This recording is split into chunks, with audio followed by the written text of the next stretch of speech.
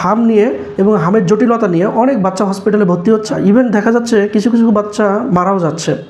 তো আপনার বাচ্চাকে এই আউটব্রেকিং থেকে কিভাবে সুরক্ষিত রাখবেন সেটা সম্পর্কে আজকে ভিডিওতে বলবো।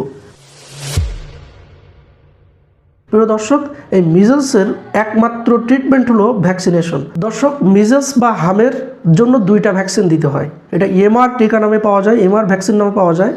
এটা 9 মাসে দিতে হবে এবং 15 মাসে দিতে হবে। 9 মাসের আগে দেওয়ার প্রয়োজন নাই, আর প্রথম ডোজ 9 মাসে দিলে 15 মাসের আগে আর দেওয়ার প্রয়োজন নাই।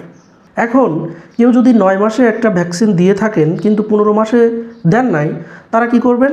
একটা ভ্যাকসিন এখনই দিয়ে নেবেন, তাহলে আপনাদের ডোজটা কি কমপ্লিট হয়ে যাচ্ছে। এখন আসেন, যারা দুইটা ভ্যাকসিনই দেন নাই, 9 মাসেও দেন নাই, 15 মাসেও দেন নাই, তারা কি করবেন? তাদের ক্ষেত্রে আপনার বাচ্চার বয়স যদি 5 বছরের কম হয়, তাহলে আপনারা এখন একটা ভ্যাকসিন দিয়ে নেবেন, আর 4 সপ্তাহ পরে আর একটা ভ্যাকসিন দিয়ে ডোজ কমপ্লিট করতে হবে।